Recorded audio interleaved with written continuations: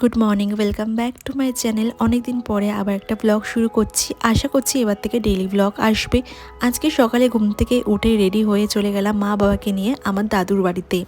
আর এখানে আমি 10 বছর পরে গেলাম, তোমরা বললে হয়তো বিশ্বাস করবে না। তো গিয়েই দেখলাম এখানে আজকে জঙ্গলগুলো পরিষ্কার করা হয়েছে, আর পুরনো অনেক গাছ ছিল সেগুলোকেও কেটে ফেলা হয়েছে। দাদুর বাড়িতে আমার ছোটবেলার অনেক স্মৃতি জড়িয়ে রয়েছে। কাকি এখানে দিয়েছিল বয়েল এগ, সেটা খাচ্ছিলাম আমি।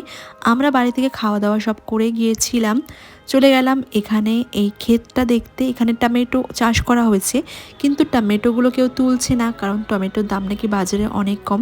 তাই জন্য যা দরকার হচ্ছে এখান থেকে কুড়িয়ে নিয়ে চলে যাচ্ছে।